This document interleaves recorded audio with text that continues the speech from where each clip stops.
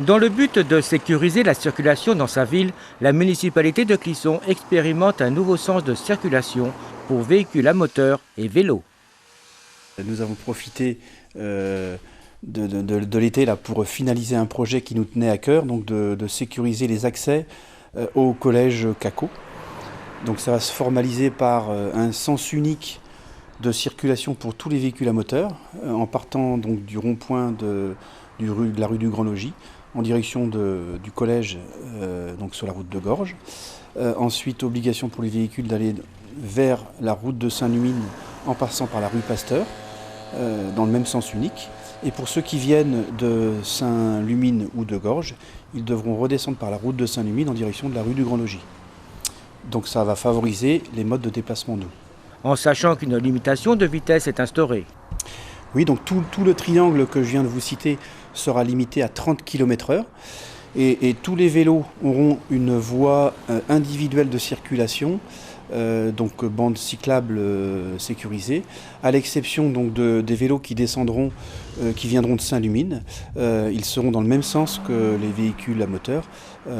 Au total, on crée, en faisant cet aménagement, environ 1 km de voies cyclables. Les vélos ne pourront donc pas rouler dans les deux sens sur les 3 routes.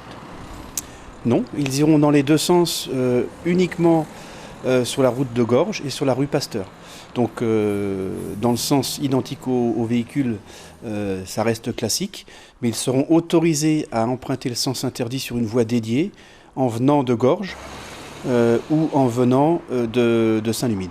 Avec des places de stationnement supplémentaires de prévues. Donc en complément, quelques places de parking donc sur la route de Saint-Lumine.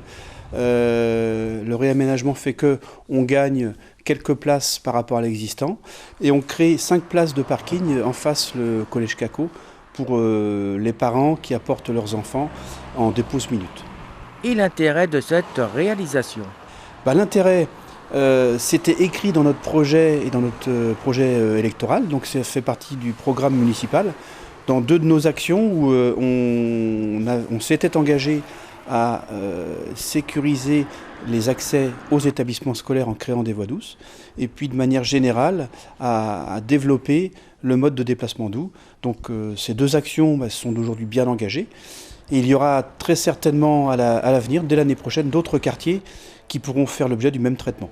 Vu l'étroitesse de la rue Pasteur et le nombre plus important de véhicules circulant sur cette route, est-ce judicieux? Écoutez, à sens unique, les aménagements qui ont été réalisés en tous les cas sont conformes et réglementaires par rapport au code de la route et aussi par rapport au fait que la route de Saint-Lumine doit rester un axe d'importance accessible aux convois exceptionnels. Donc l'ensemble de la réglementation est respecté. Aujourd'hui, il faut absolument que sur ces routes-là nouvellement aménagées, les gens circulent à 30 à l'heure et normalement cela doit bien se passer. Nous sommes en démocratie, les utilisateurs peuvent donner leur opinion lors de l'expérimentation. Oui, donc ce projet a été concerté en amont, avant réalisation. Donc le comité de quartier de Notre-Dame, composé d'une vingtaine de Clissonnais, est venu sur place au printemps pour valider le projet. Et puis on a fait une réunion publique pour les riverains, qui de la même manière ont pu voir en primeur le projet au mois de juin. On l'a amendé de leurs remarques.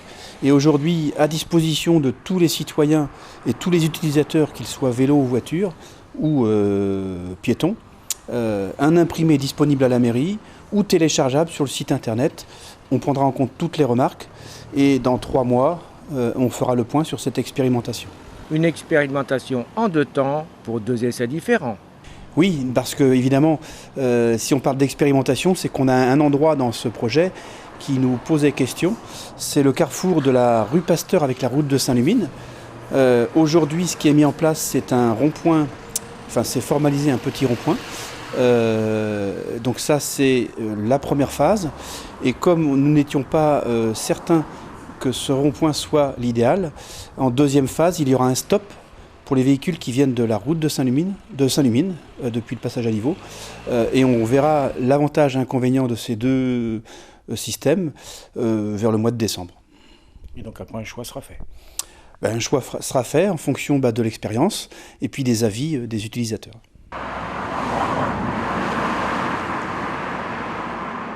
Un aménagement réalisé pour votre sécurité qui satisfera, nous l'espérons, utilisateurs et riverains.